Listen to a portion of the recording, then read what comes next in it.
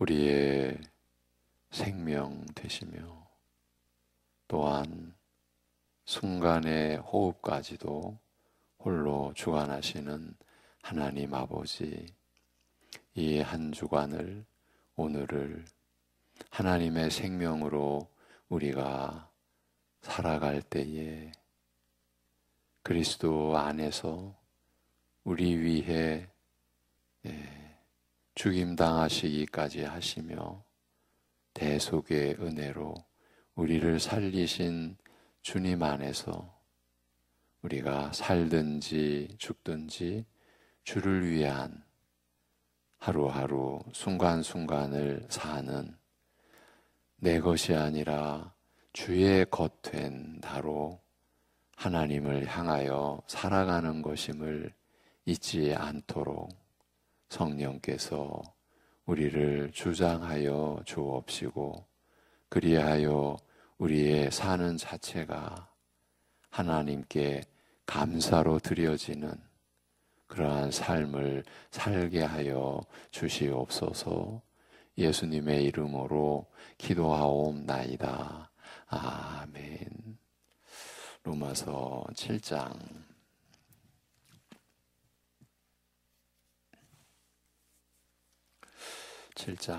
7절에서 13절 보시겠습니다. 네, 로마서 7장 7절에서 13절까지 보시겠습니다.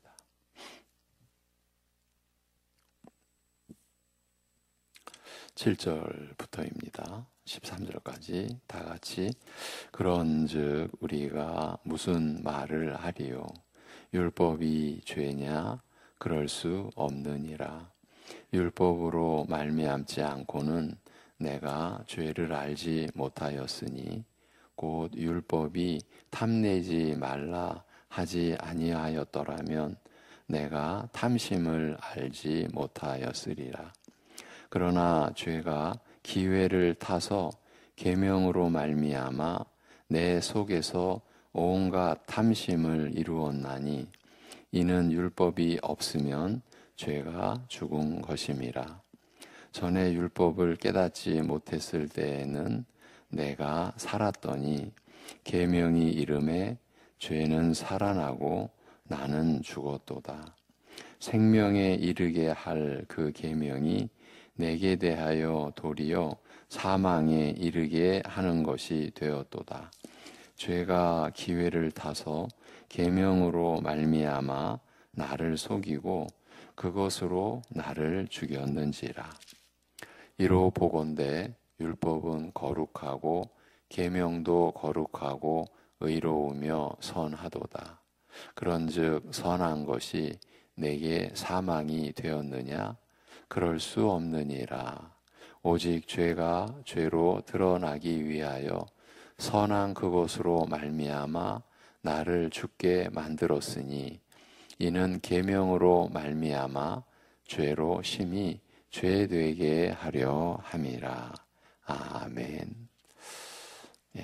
이 본문을 다시 한번 들려드리겠습니다.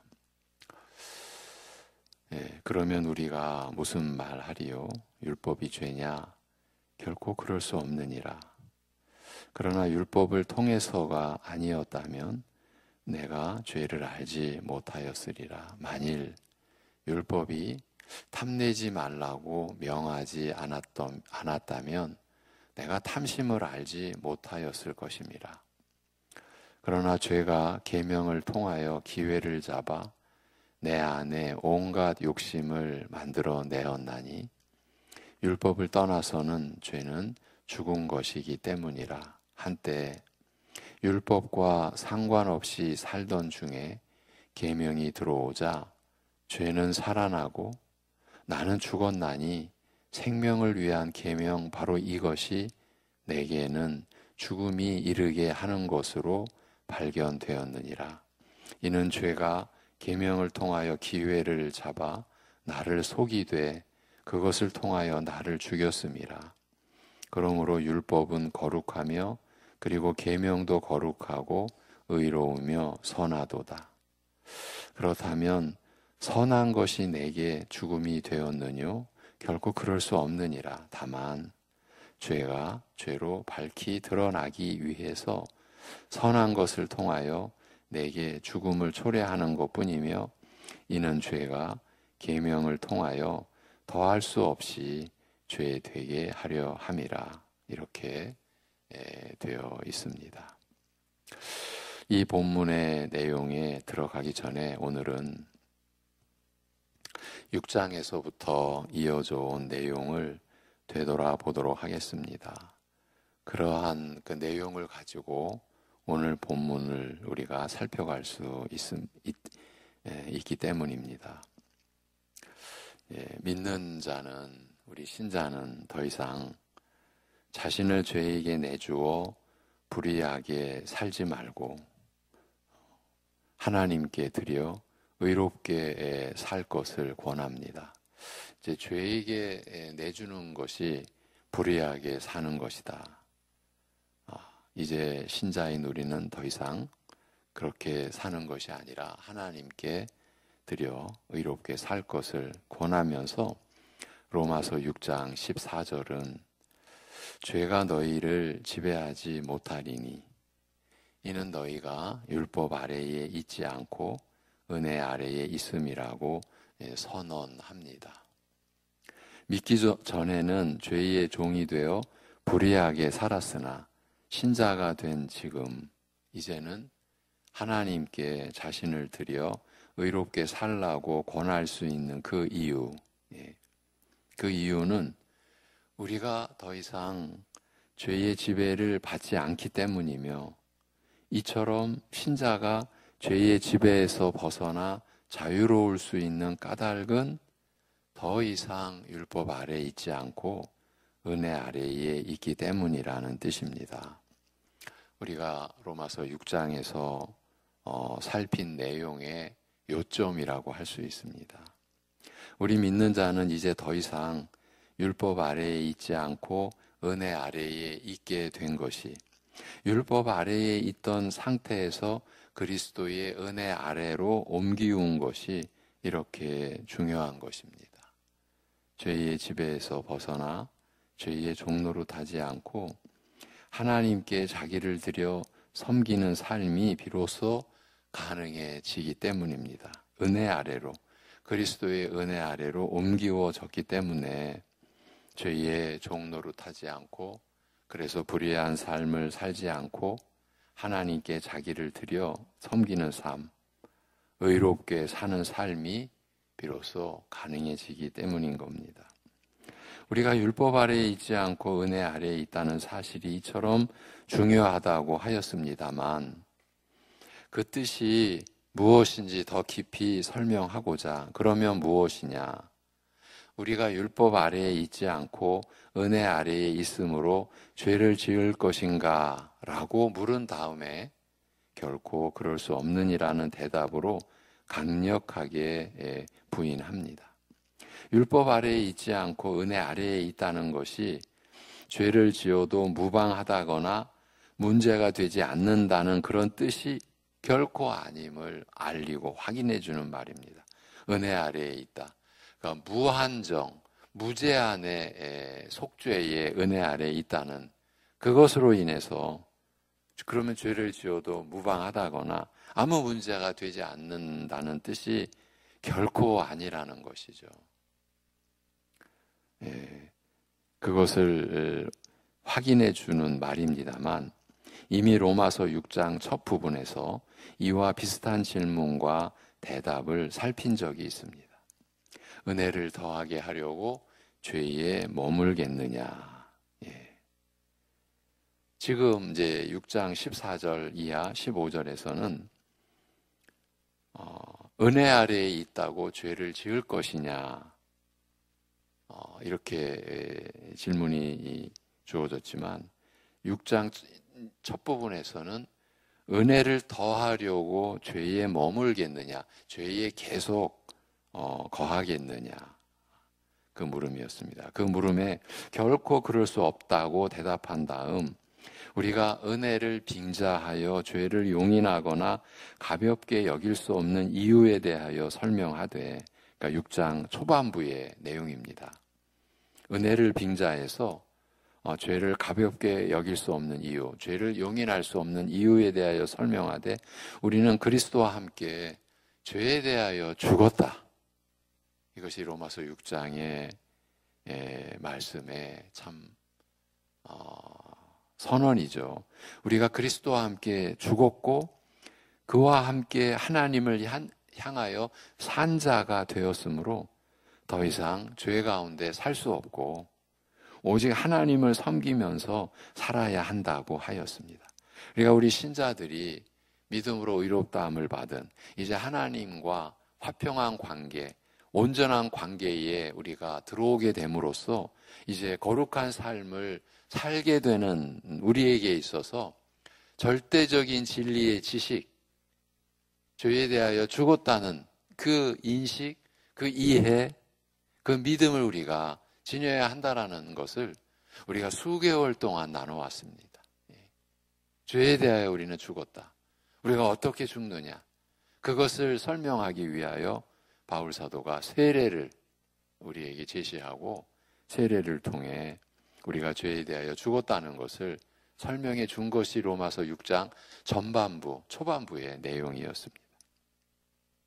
이렇게 비슷한 질문과 대답을 반복하면서 은혜 아래에 있다는 것이 죄를 지어도 무방하다는 뜻이 될 수 없음을 밝히는 로마서 6장 후반부, 로마서 6장 15절 이하는 바로 앞에서 말한 전반부 내용에 이어 더욱 깊이 설명한 것이라 할 수 있습니다. 먼저 죄에게 자기를 내주는 것은 죄의 종이 되어 살다가 결국 죽음으로 마치는 불행에 이르게 된다고 알립니다.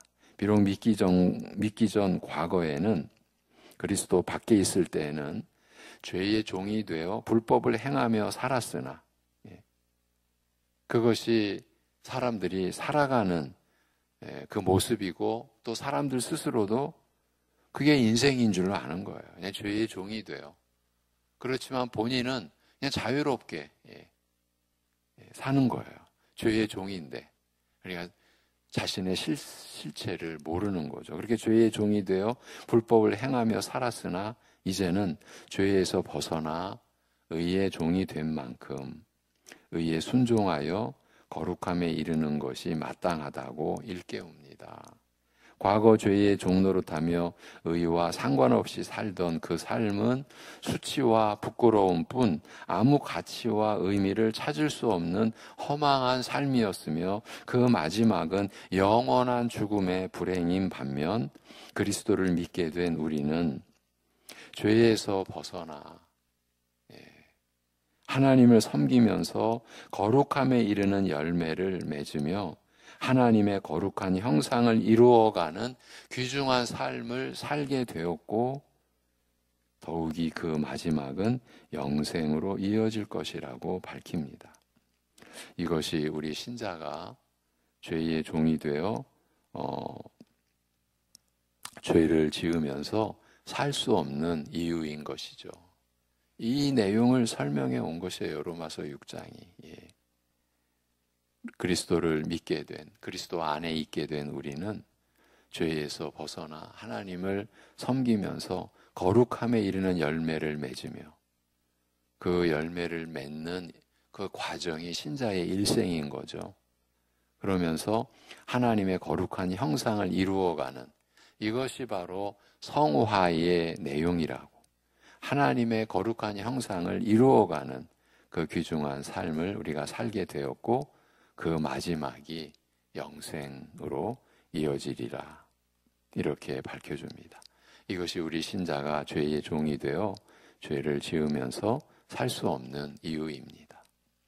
이렇게 말씀하고 이어진 로마서 7장은 우리 신자가 왜 죄를 지을 수 없는지 그 이유를 설명하되 앞서 6장에서 설명한 것에 더하여 이제 밝혀가는 내용인 거예요. 그러니까 로마서 6장과 7장은 그대로 이어지는 내용이에요. 왜 죄를 지을 수 없는지.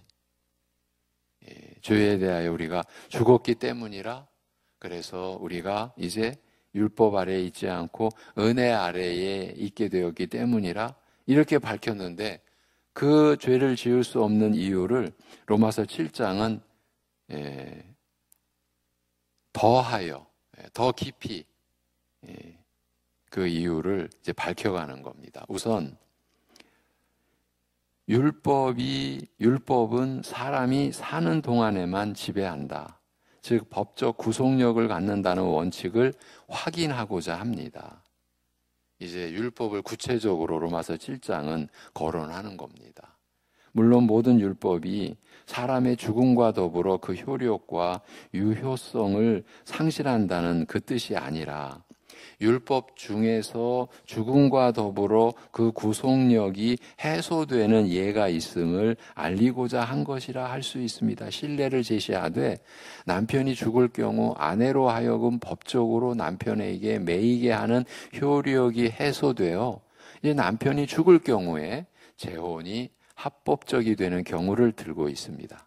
이런 법리, 이런 법의 원리가 우리 신자와 율법의 관계, 신자와 그리스도의 관계에도 그대로 적용된다는 것을 알리되, 우리 신자는 율법에 대하여 죽음으로써 율법의 얽매임에서 벗어나 자유롭게 되며 그 결과 그리스도에게 속할 수 있다고 말합니다. 한마디로 로마서 6장은 죄에 대하여 죽었다는 그 사실을, 로마서 7장은 율법에 대하여 죽음으로써 이렇게 되는 겁니다.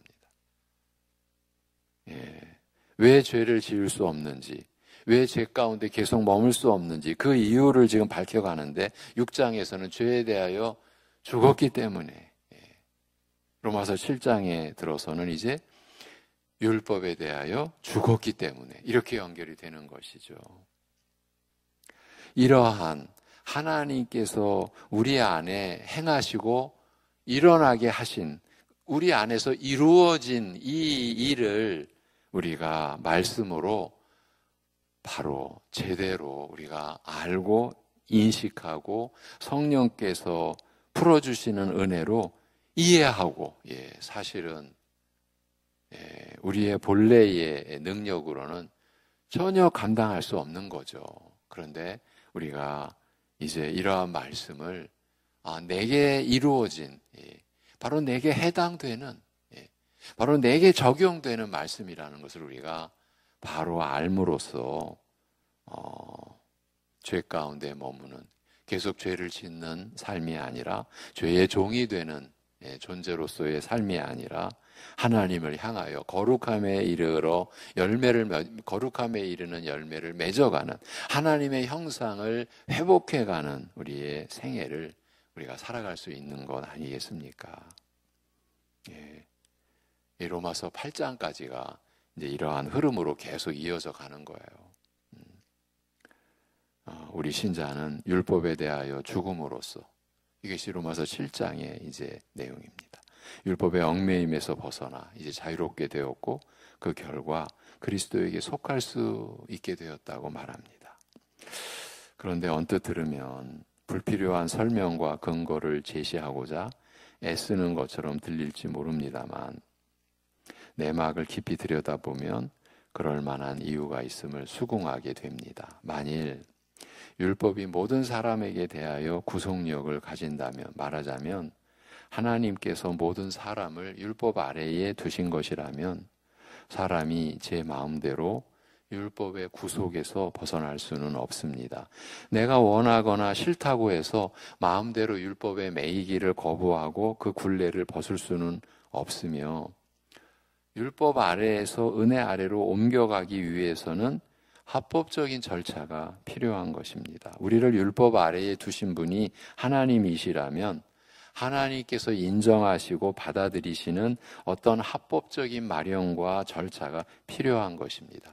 남편과 사별한 후 재혼이 합법적이 되는 예를 굳이 들면서까지 우리가 율법 아래에 있다가 그리스도의 은혜 아래로 옮기는 것이 합법적임을 설명한 것은 이런 이유 때문입니다. 내가 율법 아래에 있겠다고 해서 있을 수 있는 것이 아니요.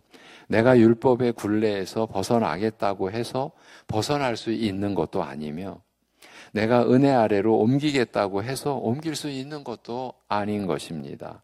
모든 사람을 율법 아래에 두신 것도 하나님께서 하신 일인 만큼 이 율법의 매임에서 풀어 벗어나게 하시는 것도 오직 하나님께서만 하실 수 있는 일이며, 율법에서 그리스도의 은혜 아래로 옮기는 것도 하나님께서 하시는 일입니다.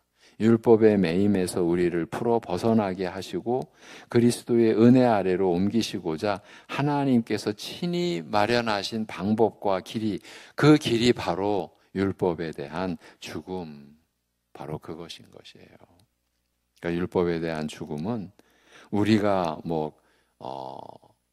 작정하고 우리가 실행하고 우리가 이룬 그런 것이 아니라 그리스도의 은혜 아래로 우리를 옮기시고자 율법 아래에서, 율법의 매임에서 그리스도 안으로 우리를 옮기시고자 하나님께서 친히 마련하신 방법과 길이라는 거예요. 그게 바로 율법에 대한 죽음입니다. 로마서 6장의 주제였던 죄에 대한 죽음도 동일한 것이죠. 우리로 하여금 율법에 대하여 죽게 하심으로써 율법에서 벗어나 그리스도의 은혜로 옮기시는 것입니다. 죄에 대하여 죽게 하심으로써 이제 죄의 종에서 벗어나 그리스도 안으로, 그리스도의 은혜 안으로 옮기시는 것과 같이 이제 로마서 7장에서는 하나님께서 우리에게 행하신 일, 율법에 대하여 죽게 하심으로써 율법에서 벗어나 그리스도의 은혜로 옮기시는 것이 이렇게 우리에게 말씀으로 주어져 있는, 우리에게 하나님께서 베푸신 긍휼과 은혜, 그 내용인 것이에요. 그리고 율법에 대한 죽음이 어떤 것인지 설명하되, 너희가 그리스도의 몸을 통하여 율법에 대하여 죽임 당한 것이라. 이제 원문대로 여러분에게 들려드리는 내용입니다. 너희가 그리스도의 몸을 통하여 율법에 대하여 죽임 당한 것이라. 우리가 죄에 대하여 죽임 당한 것도, 죽은 것도 그리스도를 통하여죠. 그리스도와 함께죠. 여기서도 그렇습니다. 그리스도의 몸을 통하여 율법에 대하여 죽임 당한 것이라고 말합니다. 그리스도의 몸을 통하여 죽임 당한 것이라는 표현이 흔히 접하는 것과는 달라서, 말하자면 압축된 표현이어서 생소하게 느껴질 수 있습니다만, 그리스도께서 죽임 당하신 그 죽음에 참여하여 우리도 함께 죽은 것을 기본 바탕으로 하고 있다는 것만큼은 분명합니다. 그러니까 우리가 구원의 은혜를 입는 것, 구원의 은혜로 살아가는 것, 이 모든 우리 신자의 일생, 그 과정이 그리스도의 죽음 당하신 그 은혜, 대속의 그 은혜, 그 십자가의 그리스도, 그것으로 우리에게 이루어지는 은혜라고 하는 것은 분명한 것이죠. 그리스도의 죽으심과 부활하심, 이것이 복음의 핵심이요. 우리는 믿음의 시작과 과정과 그 끝도 이 은혜 안에서 우리가 누리게 되는 거죠. 그리스도께서 죽임당하신 그 죽음에 참여하여 우리도 함께 죽은 것, 이 진리를 기본 바탕으로 하고 있는 겁니다. 성만찬을 가리켜, 그러니까 우리로서는 성찬제 예식이라고 하는 그 성만찬을 가리켜 우리가 축복하는 바 축복의 잔은 그리스도의 피에 참여함이 아니며 우리가 떼는 떡은 그리스도의 몸에 참여함이 아니냐라고 설명한 말씀이 도움이 될 것입니다. 그리스도께서 죽임당하신, 우리의 죄로 그 죽음에 들어가신, 우리를 대신하여 우리를 위한 그 그리스도의 그 죽임당하신 그 죽음에 참여하는 것이죠. 말하자면 율법에 대하여 우리가 죽었다는 말씀은 결국 우리가 그리스도와 함께 죽음으로써 율법에 대하여 죽었다는 뜻이라 할 수 있는 것입니다. 그리스도와 함께 죽고 함께 사는 것이 세례의 본질이라는 것을 그래서 우리가 확인해 온 것입니다. 이렇게 로마서 6장 전반부에서는 그리스도와 함께 죽은 것이 죄에 대하여 죽은 것이요, 이것은 죄로부터 벗어나 자유하게 된 것을 뜻한다고 밝혔습니다만, 로마서 7장에서는 그리스도와 함께 죽은 그 죽음은 율법에 대한 죽음이기도 하다. 죄에 대하여 죽은 것뿐만 아니라 그리스도와 함께 죽은 그 죽음은 율법에 대한 죽음이기도 하다고 알리고 있는 것입니다. 그리고 율법에 대한 죽음은 바로 우리로 하여금, 신자로 하여금 율법 아래에서 은혜 아래로 옮겨가기 위해 하나님께서 마련하신 조치라고 하였습니다.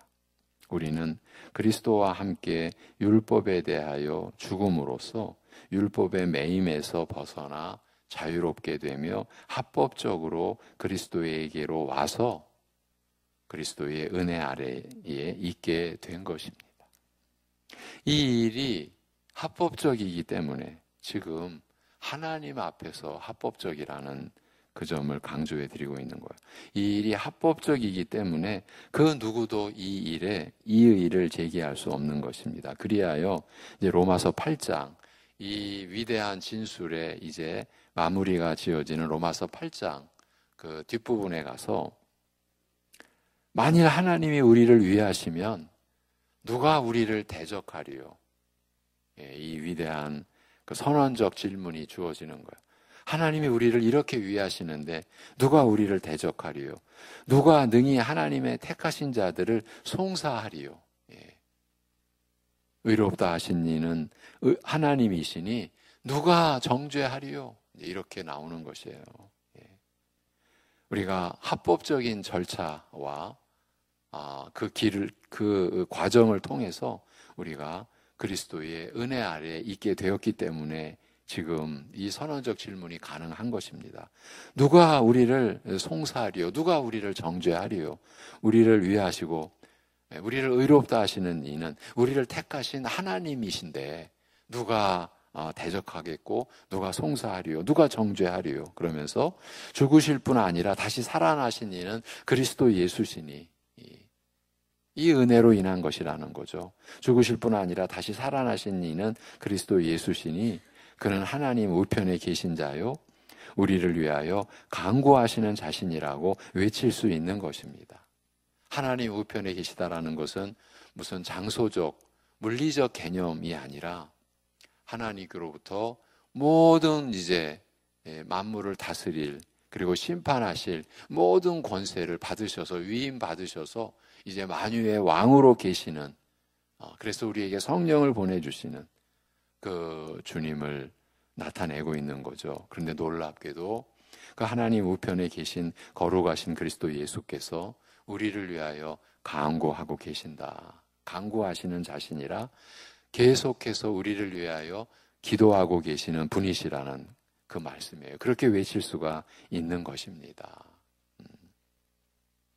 이렇게 율법의 매임이라고 하면 하나님 앞에서 당연히 지켜야 할 의무와 요구로서 율법이 우리에게 갖는 그 권세를 떠올릴 수 있으며, 율법의 매임, 이렇게 우리가 이 개념을 받을 때 먼저 하나님 앞에서 우리가 당연히 지켜야 할 의무와 요구로서 율법이 우리에게 갖는 권세를 떠올릴 수 있으며 그 매임에서 벗어나 자유롭게 된다는 것은 죄를 사하여 주시고 우리를 의롭다 여겨주시는 은혜로 말미암아 죄인으로서 율법에 의해 정죄당하는 것으로부터 벗어나 자유롭게 되는 것, 바로 로마서 8장에서 누가 정죄하리요? 누가 송사하리요? 그렇게 율법에 의해 정죄당하는 것으로부터 벗어나 자유롭게 되는 것도 포함되겠으나, 지금의 맥락에서는, 로마서 6, 7장의 맥락에서는 무엇보다 마땅히 지켜야 할 율법을 지킬 수 없는 우리의 무능, 곧 율법이 들어왔으나 오히려 죄만 더하였던 그 무력함으로부터, 그러니까 전적 타락의 그야말로 본질, 전적 타락의 본질은 전적 부패와 전적 무능력 아닙니까? 그 무력함, 그 무능력으로부터 벗어나 자유롭게 된 것을 뜻하는 것으로 보아야 할 것입니다. 이 점이 절대적으로 중요한 것이죠. 특히 율법에 대하여 죽임 당하게 하신 목적에 대하여 밝힌 내용, 이는 너희가 다르니 곧 죽은 자들 가운데서 살림받으신 이에게 속하여 우리로 하나님을 향하여 열매 맺게 하려 함이라고 한 말씀이 이를 확인해 주고 있습니다. 죽은 자들 가운데서 살림받으신 그리스도에게 속하여 우리 위에 죽으시고 부활하신 그리스도에게 속하여 새 생명을 누리는 가운데 하나님을 향하여 열매 맺게 하려 하심이라고 한 이 맥락이 후자의 뜻을 뒷받침하고 있는 거예요. 단순히 이제 율법에 의해 정죄당하는 것으로부터 벗어나 자유롭게 되었다. 그것도 물론 포함하겠으나 지금의 맥락에서는 율법을 지킬 수 없는 우리의 무능, 하나님의 백성으로서 살아가야 할 그 도리를 따를 수 없는, 그래서 율법이 들어왔으나 오히려 죄만 더하였던 그 무력함, 그 무능함에서부터 벗어나 자유롭게 된 것을 뜻하는 것으로 우리가 받아야 되는 것이죠. 그렇게 되었기 때문에 그 무력함으로부터 무능함으로부터 우리가 벗어났기 때문에 하나님을 향하여 열매 맺는 삶이 우리에게서 이루어진다라는 것 아니겠습니까? 이제 이런 점을 우리가 되돌아보면서 오늘 우리가 읽은 로마서 7장 그 7절 이하의 본문으로 들어갈 수가 있는데 다음 시간에 좀 더 우리가 이 내용을 살펴보아야 될 것 같습니다. 오늘은 여기까지 하고 기도를 드리겠습니다.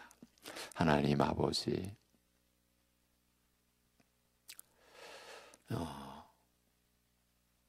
우리를 죄와 사망, 그 영원한 그 불행의 저주 가운데서 그리고 사단의 권세 아래에서 우리를 건져주신, 그 안에서 자유롭게 해주신, 그래요 이제는 하나님을 향하여 살게 된 이 새 생명의 누림의 내용과 그 안에서 우리에게 일어난 하나님께서 행하시고 하나님께서 성취하신 그 은혜를 우리에게 입혀주신 우리가 받은 은혜의 실상을 말씀하여 주심에 감사합니다.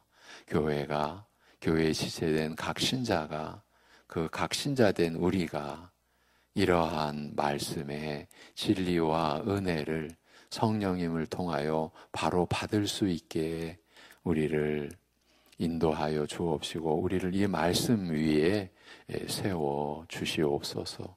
우리가 죄에 대하여 죽은 실체로, 율법에 대하여 죽은 신자로 우리가 하나님 앞에 세워진 그것이 새 생명, 새 사람으로서 하나님 앞에 서게 된 그 실상, 그 내용, 그 내면의 실체를 말씀을 통하여 바로 아는 교회, 바로 아는 성도가 되어서 하나님의 형상을 회복해가는, 거룩함에 이르는 열매를 맺어가는, 그야말로 이제 하나님을 향하여 사는 새 생명의 매일매일의 누림을 사랑하는 성도들이 실제로 누리고 경험하고 알고 느끼고 그것을 우리가 받은 은혜의 실체인 것을 우리가 고백하고 또 나타내고 전할 수 있는 그 자리에까지 이르를 수 있도록 우리를 이끌어 주시옵시고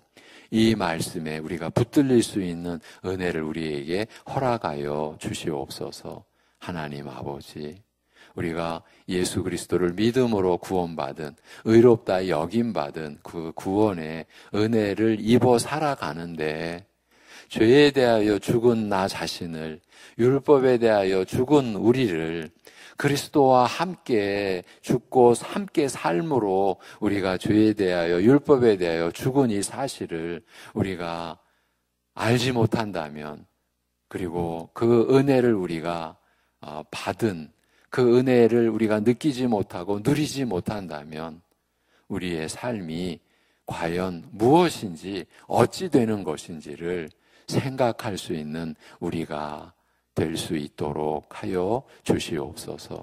하나님 아버지, 이렇게 구하옵는 것은 사실 우리보다 더 우리 자신을 잘 아시는 대로 우리가 이러한 진리에 아직은 이르지 못한, 우리가 죄에 대하여 죽고 율법에 대하여 죽은 그리스도와 함께 죽고 함께 삶으로써 우리에게 이루어진 하나님께서 행하시고 그 성취하신 그 은혜를 우리에게, 우리의 겉되게 해주신 그 은혜를 아직 모르오니, 아직 제대로 모르오니 우리를 불쌍히 여기시고 이 진리의 은혜 아래로 그리스도 안으로 우리가 제대로 본격적으로 들어와 이 은혜를 누리고 이 은혜를 나누고 이 은혜를 이 세상에 나타낼 수 있는 교회와 우리 신자들의 생애가 되게 하여 주시옵소서.